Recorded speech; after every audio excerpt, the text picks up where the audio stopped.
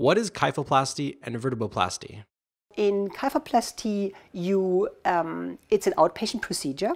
It's a very elegant procedure to get rid of the pain due to fractures in your spine. So what you do is you insert a needle in the vertebral body and you inflate a balloon, and the balloon elevates the upper and lower plate of the vertebral body, and you fill the balloon with cement, and the cement and the balloon stays in that area, and you remove the needle and the vertebral body is stabilized by the cement filled in the balloon. So it's a very, I would say, safe procedure. The difference between kyphoplasty and vertebroplasty is that in vertebroplasty you just put the needle in and you inject the cement. The disadvantage is you are missing the balloon that gives you a cavity in which you put the cement in. And in vertebroplasty you can have a leak of the cement adjacent to the vertebral body. So I would not recommend vertebroplasty to my patients. If I consider this method, I would always give a kyphoplasty.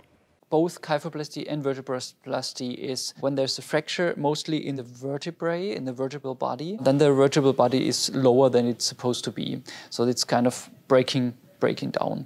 And with kyphoplasty, vertebroplasty, they're basically very similar. It's just a little bit change of the technique. You go in with the needle into this area where there's the fracture. You inflate a balloon, which does not really add too much of height to the vertebral body, but at least if there's not much bone left, then it kind of compresses the bone at the margins of the vertebral body, which kind of increases the density in the areas where it's most important for the stability. And then this area that is where the balloon is gotten out, and then it is filled with bone cement. This is all under anesthesia. The bone cement has the effect that when it's hardening, then it becomes hot and it cooks the nerve endings there, and it helps with pain. There's a lot of discussion going into, is it only a pain treatment? It's definitely a pain treatment, and about 60% of patients have either benefit or even the pain disappears completely. Some patients don't have a benefit, and we are not really sure which one. We cannot really predict which ones will benefit and which ones will not.